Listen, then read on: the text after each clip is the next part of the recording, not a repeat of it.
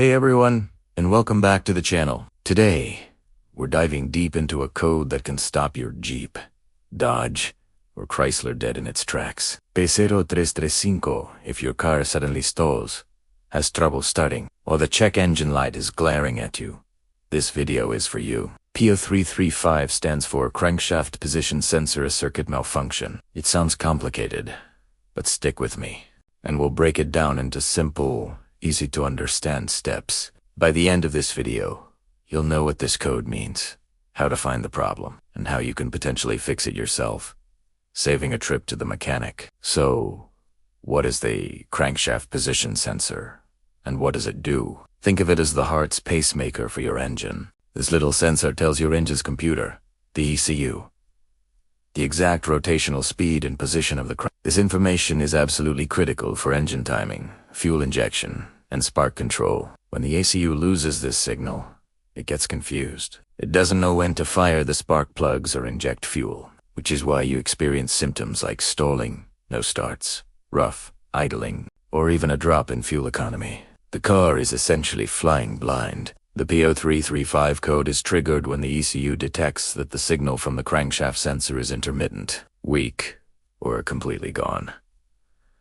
Now for the fun part.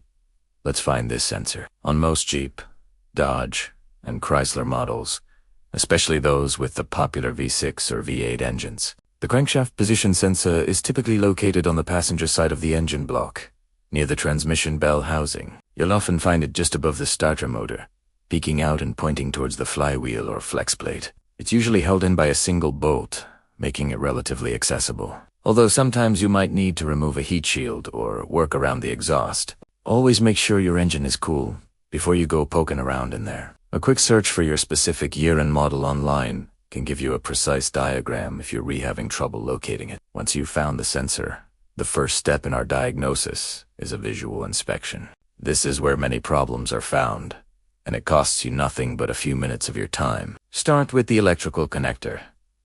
Is it securely plugged in? Sometimes vibrations can work it loose.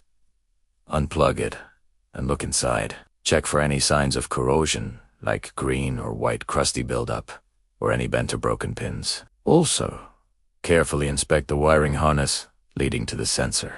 Look for any cuts, abrasions, or signs of melting from contact with hot exhaust components. The wiring can get brittle over time, so check for any cracks in the insulation. Wiggle the wires gently to see if any are loose within the connector. If you see any obvious damage to the wiring or the connector, that's your likely culprit right there. If the wiring and connector look good, the next likely suspect is the sensor itself. These sensors operate in a harsh environment and can fail due to heat and vibration over time. The good news is that they are unterribly expensive, and replacing one is a straightforward job for a DIY. First, disconnect the negative battery terminal for safety. Then, unplug the electrical connector from the old sensor. After that, simply remove the single bolt holding it in place. The sensor might be a bit snug, so you may need to gently twist and pull to get it out. Before you install the new one, take a clean rag and wipe the area where the sensor mounts to ensure a good fit. Pop the new sensor in.